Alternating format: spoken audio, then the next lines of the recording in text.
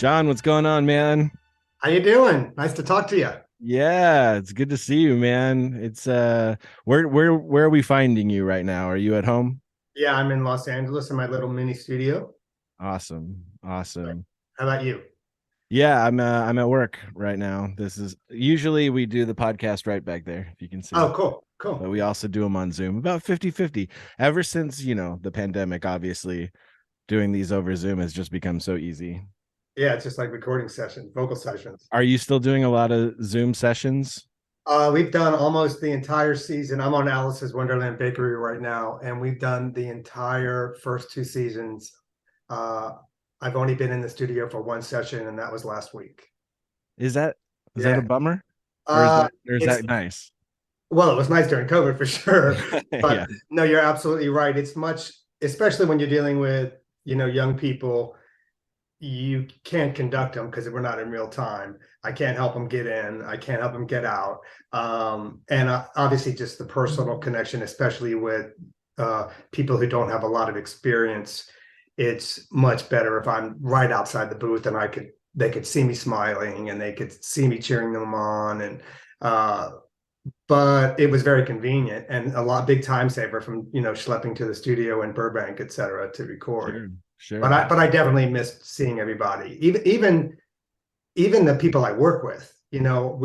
I never was in a session in personally with anybody I worked with on Mm. Alice at all until we did the band sessions. Once COVID chilled, we would go in with the band. But as far as Chelsea Vale, the EP, or anybody, it was just we were all in our own spaces, so there wasn't Yeah.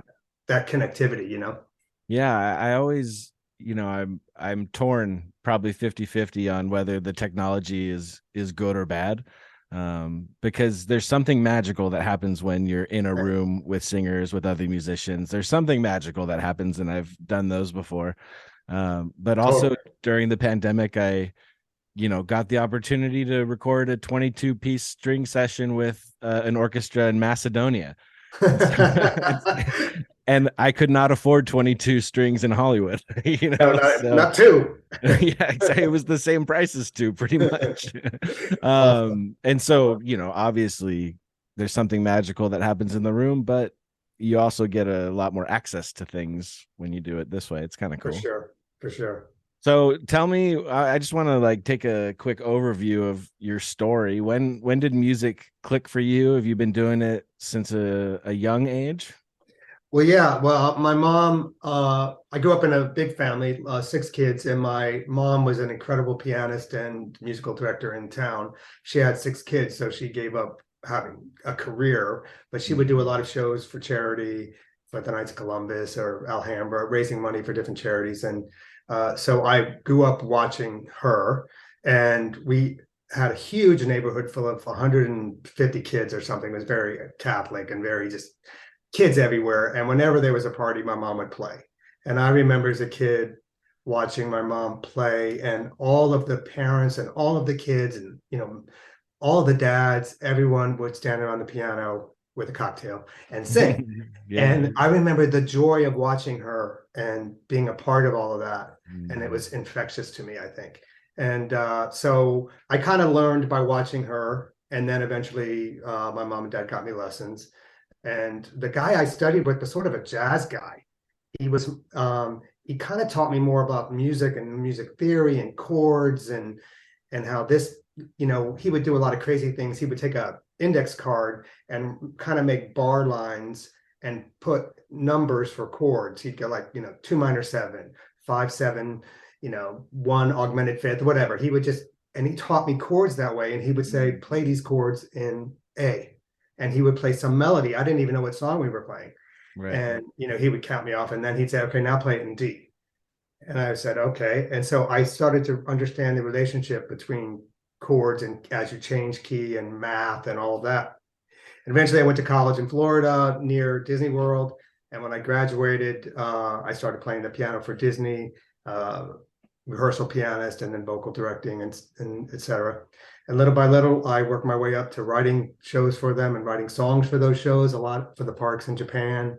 And people heard my work And eventually I was asked to submit songs for Winnie the Pooh and Cinderella and different videos. And eventually in 2012 or so, 2010, 2012, something like that, Sophia the First happened. And that's kind of where I've stayed, Yeah. Disney television animation.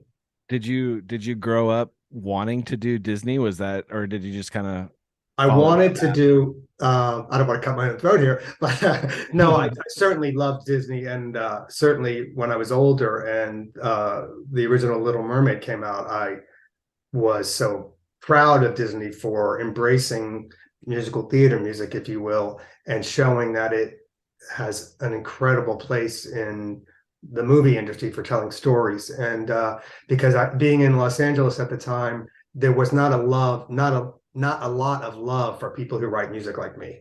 There Mm, was, go to New York.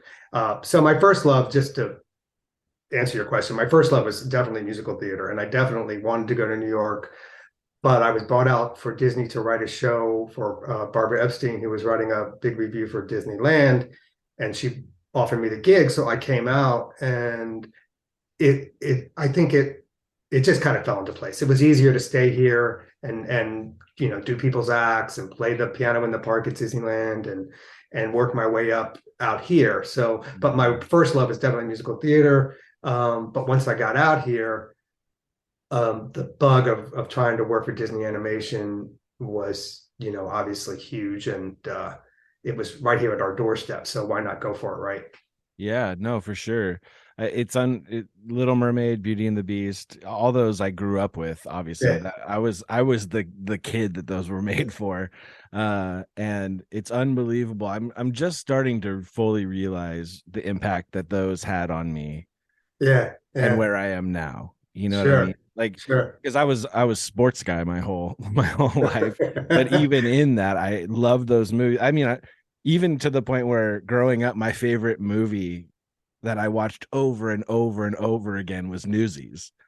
But I had no idea why Right. until like recently. I'm like, oh, of course, of course. I was doing the wrong activity back then, but of course that was my Hilarious. first love. So talk to me about getting the Sophia gig, what that entails. I'm not sure everyone kind of knows what, writing spec songs and all that is. So Sure, sure. what does that entail? Well, I think a lot of production companies in town, as you well know, and Disney included, like to put a brief out to a lot of songwriters, or if it's a score composer, they're looking for a lot of score composers, and they put the word out and they offer up the chance to do a spec song or a spec suite, if you're doing the score, and they take in a lot of demos from a lot of people, and it gets whittled down, and sometimes they ask you to go back and tweak if you're close, and so when Sophia came around, I don't know how long the word had been out before me. I don't know how many people submitted, I guess I should say. Sure. I think there are a lot of people who submitted, and they send out, what they do is they send out a brief about the show and about the style of the music they're looking for, and you get a script of the pilot maybe, and in a lot of cases there are lyrics in the script that you could use, you could tweak. And for Sophia, excuse me, I hit the mic. For Sophia, I decided, well, I read the lyric, and it was written by the creator of Sophia, Craig Gerber. And I Mhm. said, well, sure, I'll set this. So, although I'm a lyricist as well, I'm probably a more accomplished composer. So these are great lyrics, and he wrote them. I'll set them. So I did, and after I submitted it, they decided they wanted two songs. So I got another brief for another song that ended up to be the song for Wayne Brady in the pilot. And I wrote that and recorded the demo here with some pals singing the parts. And turns out that I got the second song in the film, and the first one I didn't get.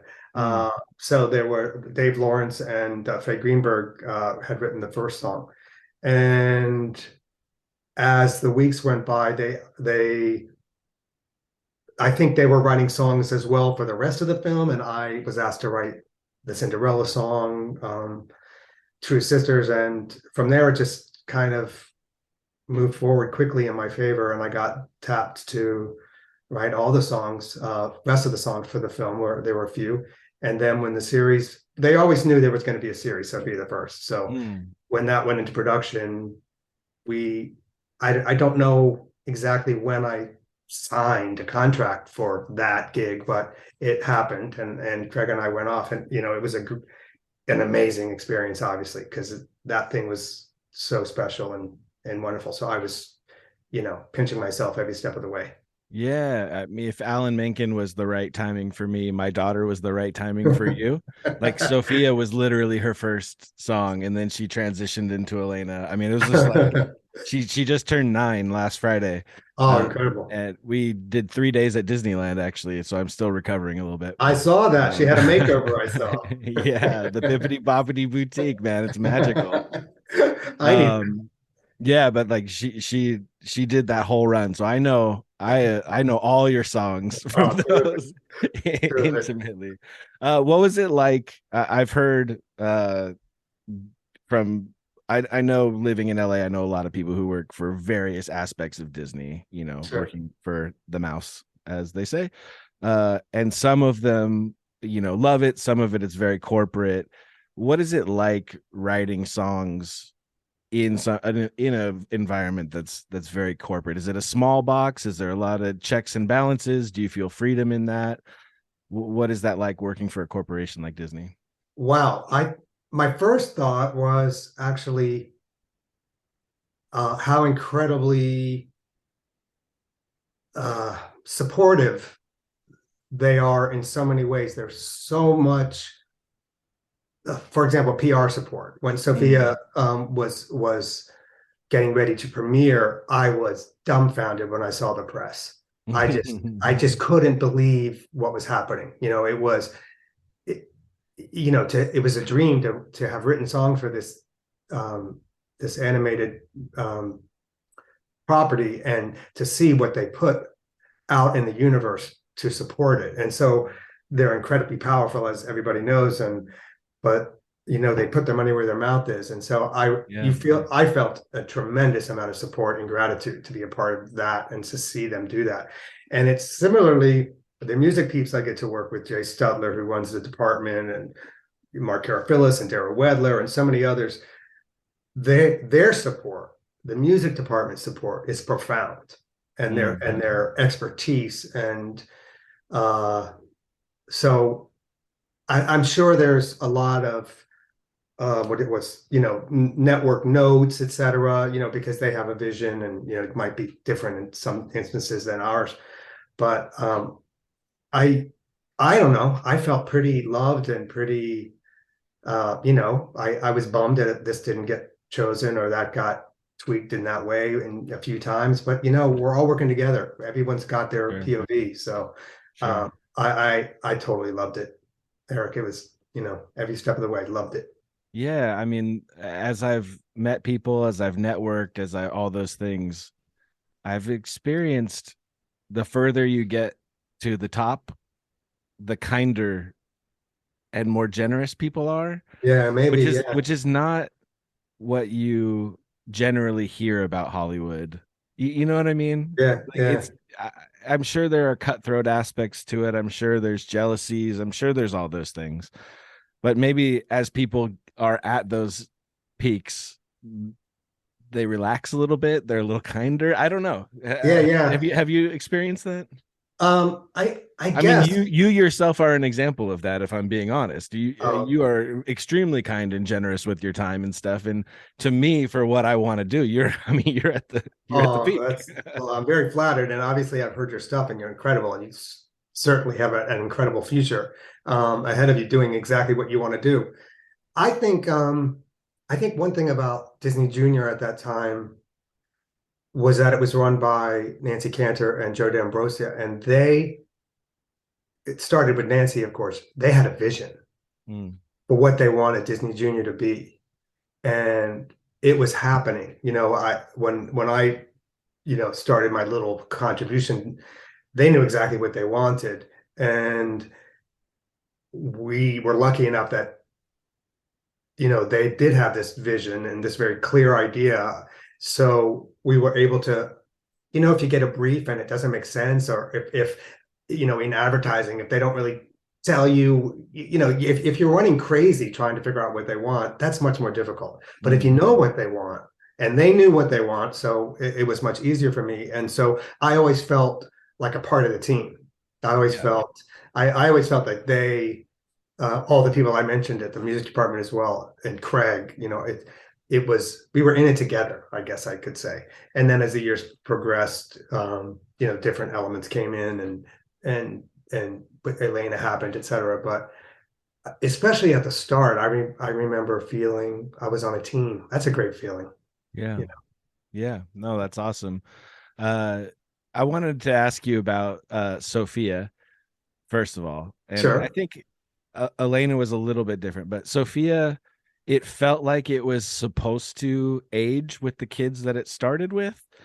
If you look at the early seasons, it's like I'm mad because this girl tripped me while I was trying to dance. Right, and right, then right. and then a couple years later, it's like we need to work together or this witch is gonna kill all of us. Right, right, right. Was was that an arc that was supposed to happen from the beginning, or is that something that was developed as you guys went along?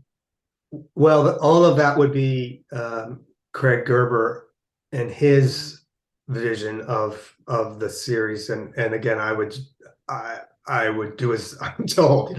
I would get the script. I had no input into that, Sure. but I just last night or the night before watched the finale episode of Sophia, and there's a song in it called "For One and All," and it's kind of what this it might be a moment you're speaking of, and it's when Sophia tries to the King Roland is taking his family to escape and saving them, and then he's going to go back and try to defeat the witch Vor or whatever her name was. And Sophia tells him, "We got to go back because you're king, and they're all the people in Chansey are part of our family." And she convinces them to go back, and one by one, everyone on the boat talks to the king and gets them to turn around, and so to your point, it's very profound to me, and I think that song turned Yeah. out so great, and it's so much bigger than, yes, I want to fit in as a princess. So it is much bigger. I don't know what Craig's idea at the start was, and by the time we were finishing up Sophia, to your point, we were already into Elena at the same time. So Craig and I would switch off. He would send me a song for Sophia, and I would submit that. And as that was going through the pipeline, I'd get an Elena song. So he was Right. he was doing both, and um, so I don't know, but I do think to your point, I do think you're right. It did age, and Yeah. I don't know if that's a good thing or a bad thing, other than it has a lot of different things to teach, I guess, or to show kids. And I guess that's up to the parents to see if the later episodes are too grown up for the younger people. I don't know. Sure, sure. I No, don't I know. mean, and again, I say that because my daughter was just at the perfect age that by the end she probably was a little bit bored with season one episodes and was ready for the more Deeper. intricate, Yeah. deeper, Yeah. scarier stories of the later seasons. Yeah. It's just interesting to me because, you know, Mickey Mouse Funhouse that's the show all the Right. time. Right. Even Right. even The Simpsons is that show all the Right. time. They Right. they Right. don't Right. age, they don't. Right. So it was just interesting to see a show that kind of aged with its audience a little bit. And I didn't know if that was the point from the beginning. It's just interesting. Yeah. Very well might have been. Yeah, it is interesting. The Uh song certainly did. I was listening to some of the early songs, and yeah, they were. We tried to shake it up. You try not to. What do you call it? Jump the horse. What's this? What's the expression? Oh gosh, can't remember. But you try not to, like, all of a sudden do something crazy. oh yeah, yeah, So yeah. so musically, we try to always be, yeah, not to keep doing the same type of song musically. Yeah. Like, we would try new things, and we did the rap for Clover, Blue Ribbon Bunny, which was obviously Yeah. a rap, kid style rap, but we weren't trying to always do musical theater or Disney-esque songs. We tried to shake it up a bit. Yeah. Um, but yeah, maybe it's just the trying to keep it interesting, keep it moving forward and not being stagnant. Maybe I don't know. Yeah, you got to work with some cool people. Is there different nerves? Is there a different feeling when you're writing something for Wayne Brady? Um, yeah, I mean, I guess for all of them, if I knew, sometimes I did not know Eric, and I Yeah. would, and all of a sudden I'd write the song, and it was a nice little ditty, and then they would tell me Megan Hilty's singing this. I'm like, what? And when I was in the session with her, she did a small part in an earlier episode before she had a bigger character to play later on. And I said, Megan, if I had known you were going to do this, I would have written something totally different. That's But awesome. yeah, I think so.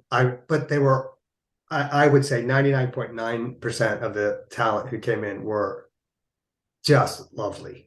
There Yeah, were a few who were a little diva that might have just been their discomfort at the sure, sure, process, sure. but the vast majority of them were just incredible. Oh yeah, I would have freaked out. She was my Glinda. That residency in LA was my intro into theater and when I started to love theater Yeah, yeah. because I had missed it up to that point in my life. And I mean, I saw her in Eden Espinosa 8 times. Wow, wow. I just like was became obsessed. So Yeah, yeah, I would have freaked out. yeah. It was, You're on your third show yes, now. sir. Do you feel like you belong, or do you wake up every morning going, "This is it. I'm gonna get caught. They're gonna realize that I'm not supposed to be here." Oh, well, I think that's all of our fear. Yeah. All of us share that fear. They're gonna find out I'm a fake. They don't. No, I don't feel that they're necessarily. But there are a lot of stories to be told and a lot of voices to be heard from which to be heard. So I never take it for granted, and who knows what happens down the road. I take it a project at a time and give it my all, and hopefully there's more to come down the road. I was going to say that you didn't ask this, but it sort of had to do with what we were just speaking of. I think Alice is actually more um, like Mickey Mouse Clubhouse, in that there was not a huge story arc that if you started to watch in season 2, you missed something. Whereas if you Mm-hmm. started to watch season 3 of Sophia, you might not, Right, know right. all of the storylines that we were going through. So but I think Alice was meant for an even younger audience than Sophia. Yeah. So that's above my pay grade again. But yeah, so every project is different, I guess. And also, what's interesting? Alice is 2 12-minute episodes in the Mm, 22 minutes. So it's not one big storyline for 22 minutes that we did for Sophia and Elena.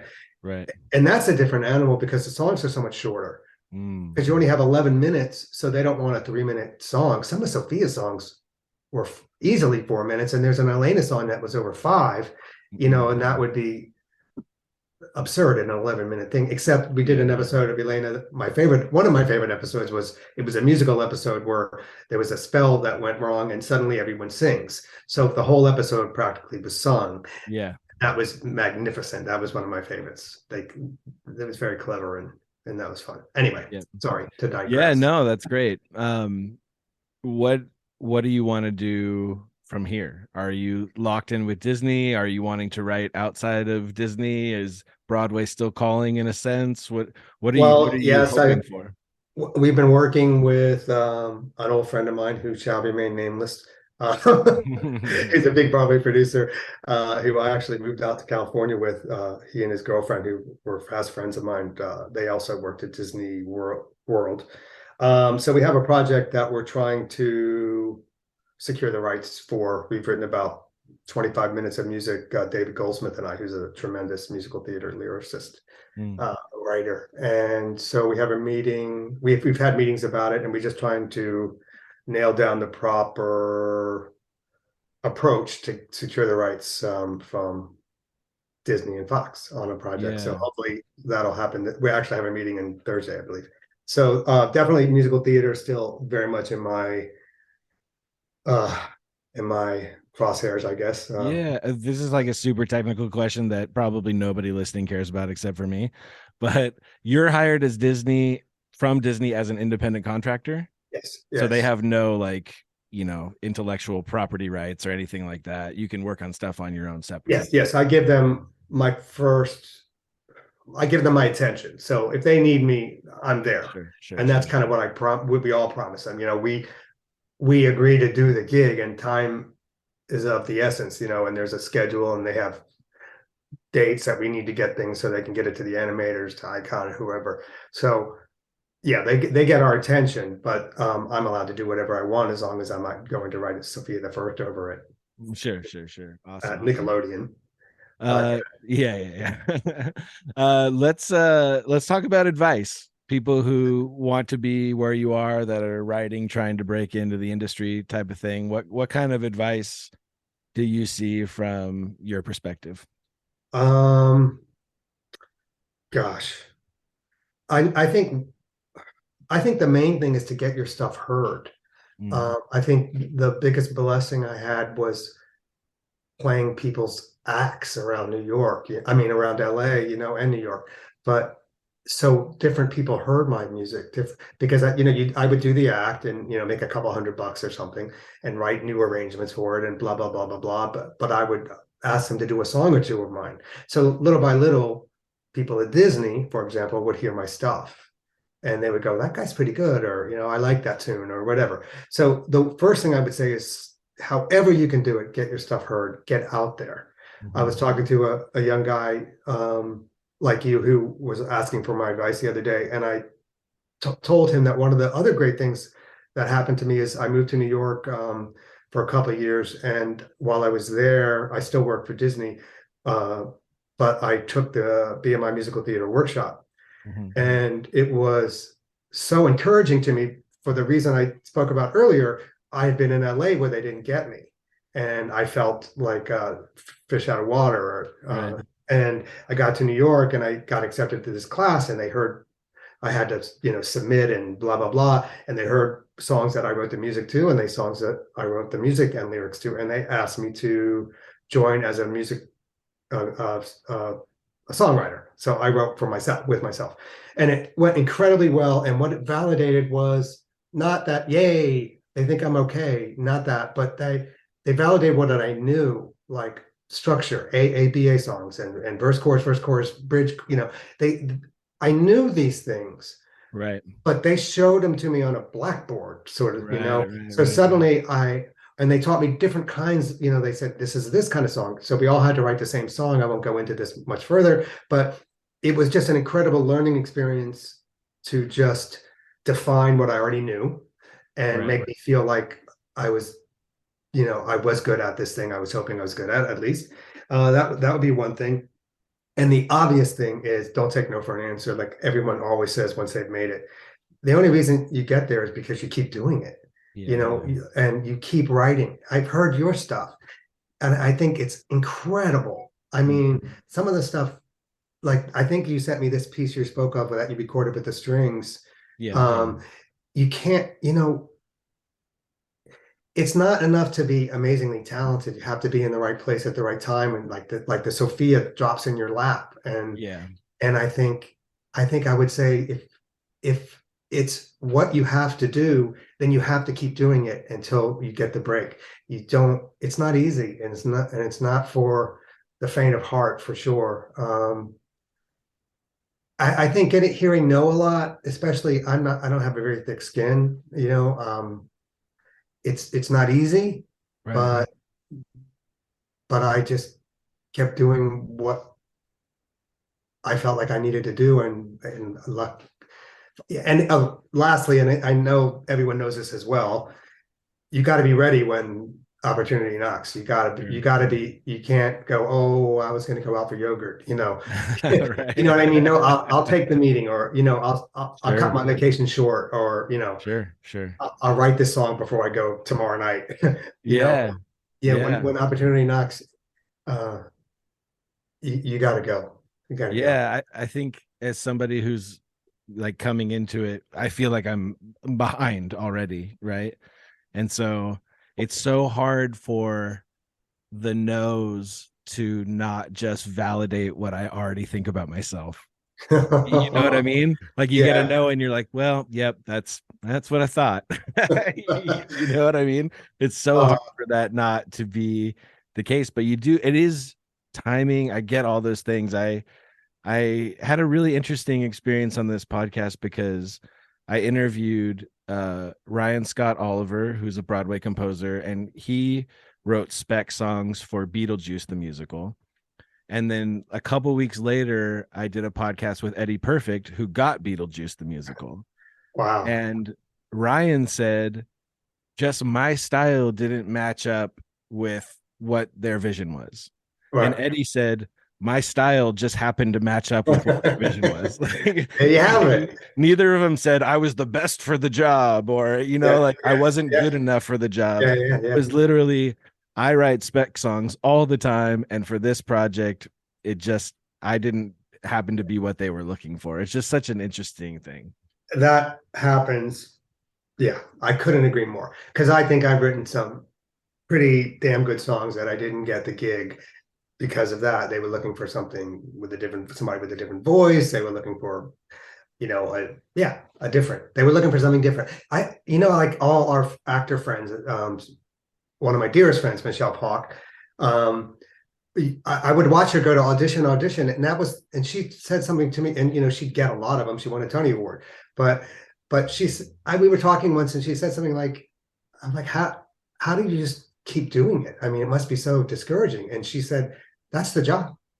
I got to show up Yeah. and show them, go to the audition and show them what I do. And if I get it, I get it. And if Yeah. I'm not what they're looking for, I don't get it.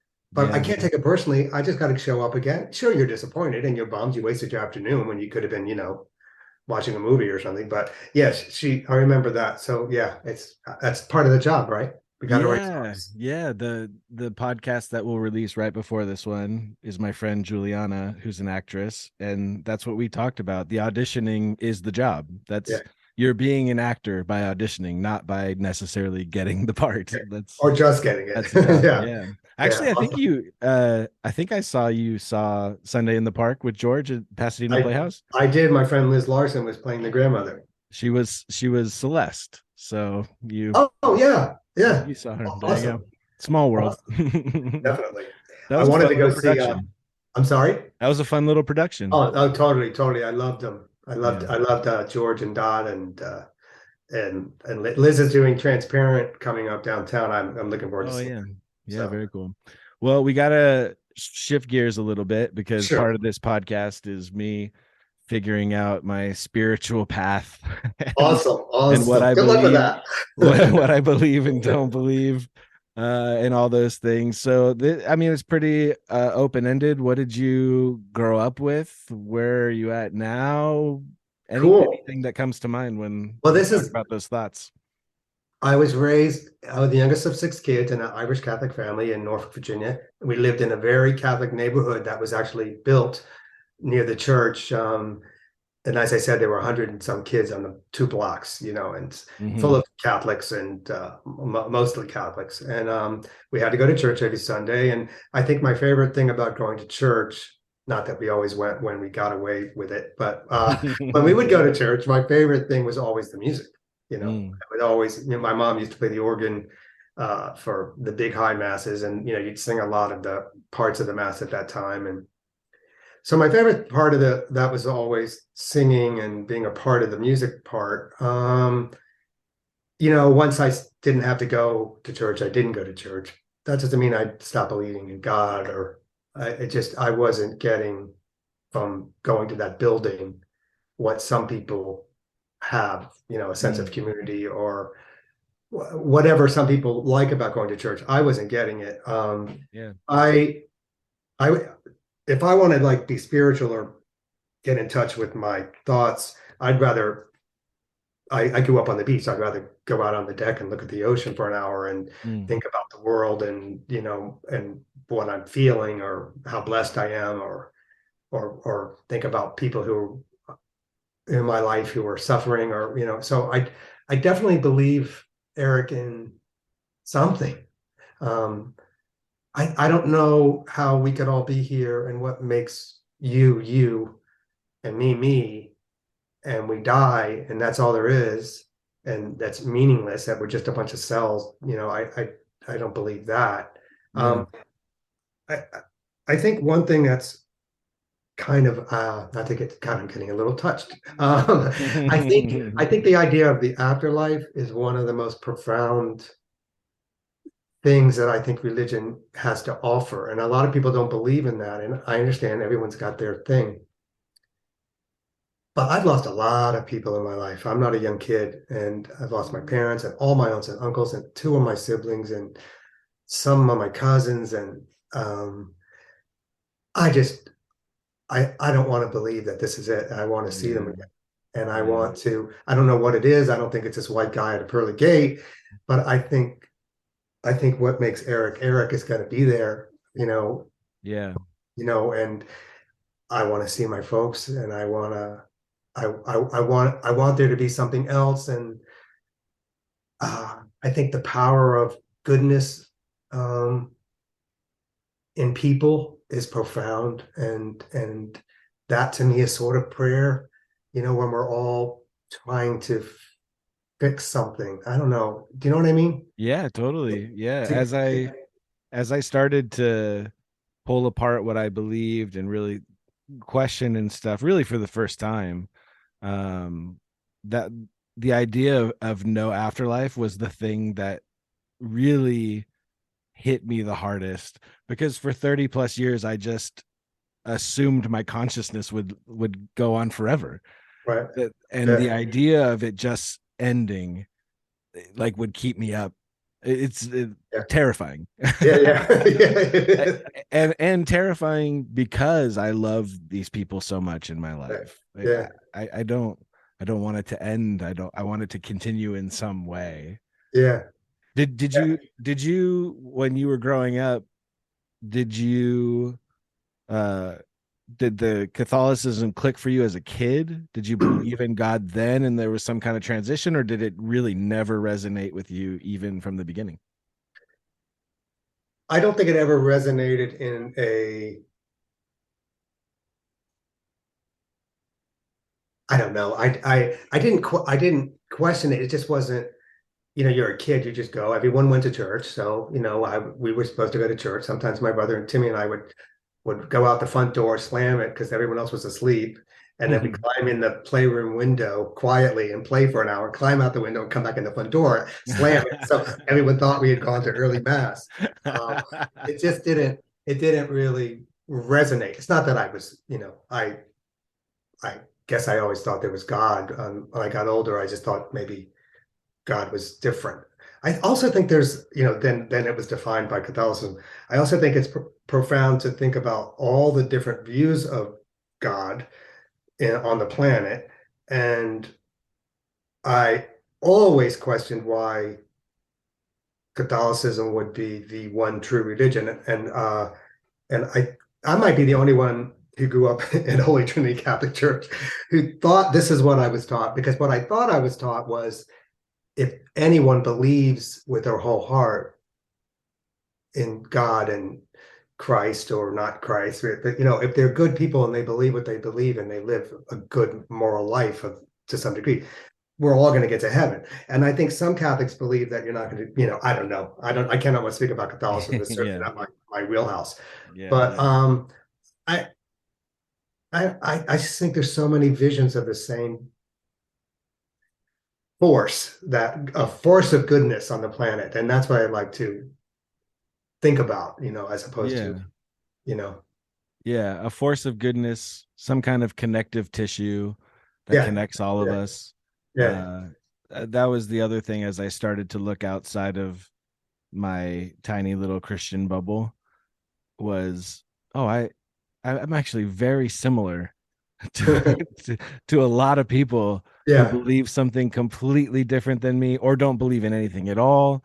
right, right, We right, we are we're uncovering the same truths. right, And so that right, that either has to mean that there's no God and this is just the human experience and we're all experiencing the human experience, or that there's some God, some kind of connective tissue connecting us and we're learning those same things It's just Or really interesting to think about. If you have to get one specific thing right, then hell is going to be a massive place compared to heaven, right? I mean, totally. I think I don't know, maybe God is all of us. Maybe uh, in all of us there's and so we're all a part of this thing. And I don't know. I hope so. I hope, that what's ahead is better than, as much as I love everything that's here in my life, I'm hoping it's even going to be more profound and more glorious on the other side. right, right. Yeah, my brain doesn't enjoy mystery. I've always been drawn to math. I even like when I write music and I write lyrics, I think of it as a math equation. When I'm writing a musical, I think of it as we're at point A, we need to get to point C. The song is B. What A plus Yeah. B is going to equal C. So I think of it very logically. And so I think I always approach God and Christianity as this is the answer. And when I realized that maybe it's not the one true answer, it freaked me out because I wanted to then go find the answer. So I'm Yeah. really trying to like sit in the mystery of it and be okay with the answer being, I don't know, on a lot of it. And that's Yeah, really cool. I think we all try to know, but I don't think any of us really will know until we know. Yeah. Yeah. Um, yeah. Do So, you have any practices, and we can, jump out of the spiritual with this also, but do you have any practices in your life, working out, meditation, sitting at the piano doing scales? Do you have any kind of practices like that that keep you going?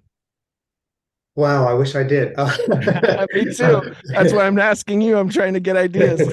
We used to go to work out a lot. I used to spin 3 times a week, and Mm. that was long before COVID. And then we lived in London for a couple of years, and we would walk around London because it's such a beautiful city to walk in. Yeah, So when you're walking, I think that's very helpful to clear your head and to see the world instead of looking at it in your car on the 101. I think this isn't the same thing, but one of my favorite hobbies is genealogy. And I've done mm, my family tree and many other of my friends' family trees. And I think, sort of spiritually, it delving back into the past, not hoping that I'm related to, this person or that person or Pocahontas or, you know, sure, sure, just sure. just the universe that made us, my family and my ancestors and what they went through and how my family came to be in Norfolk, Virginia, for example. I find that very profound. And when I look at other people's stories, like I have a lot of Jewish friends who it's much more difficult to trace their ancestors back because of all the difficulties. Sure. But I think it's profound to see humans. And I look at a census in 1880 and it'll say Mary McCarthy from Ireland, age 65, occupation washerwoman. And I just think, wow, Yeah, and that's a good thing as opposed to the other, there's so much worse things to happen, but for sure. just what made it happen. And I think maybe in the back of my mind, it's like you said, putting the puzzle together, and I love the treasure hunt of it, but I Mm. also love the peacefulness of bringing these people to life and figuring out the connective tissue to all these Kavanaughs that I'm related to. And, Yeah, I don't know. It's healing to me. I don't know. It's very helpful. But cool. going to Ireland actually at the end of this week to see some of the Kavanaughs over there. Yeah, And there's a little music school that they named after me. We did very a little cool. fundraiser. So I'm looking forward to seeing more of my cousins over there. There had to have been Kavanaughs and McClenahans hanging out at some point I in think so. this. Do you know where your McClenahans are from? Yeah, I mean Ireland and Scotland. But So anywhere specific? I No. don't know. I don't know. My uncle went on that journey, so I could definitely find that out, but that's true. Well, if you ever have questions, I'm pretty good at it. So, Yeah, and I didn't know you lived in London for a while. I'm going in a couple weeks, so I'm gonna need advice. I'm gonna oh, need it's my places favorite to city on go. the planet. It's I my think favorite city. I think it's gonna be mine. I Now, think it's gonna be mine. what makes you, what are you heading there for work or for? I got invited to press night for Groundhog Day the musical, Oh, wow, fantastic. and so I'm just getting on a plane and going. Good for you. It's a Yeah. great city. Like I said, to walk in and I think the mixture of people there is profound as well. Profound is my word of the day, I think. Walking down the street and hearing every language you can imagine and much more, a place with much respect, I should say, not more, but Yeah. there's a lot of respect for others there. And I found that very lovely. Yeah. So great. If people want to follow what you're doing, socials, stuff like that, how do they find it? JohnCavanaugh.net. Kavanaugh with a K and a U. There you go. They can find Um, everything there. yeah, pretty much, pretty much. It's Awesome. all good. And season two of Alice drops in a couple of weeks, and well, it starts to drop. I think the first 7 episodes on Disney Plus. So that's Awesome. cool. And hopefully, I'll have more news on this musicale. So, Yeah. Well, I appreciate you taking the time, man. Thank you so thanks for much. listening to me ramble. Good to see you.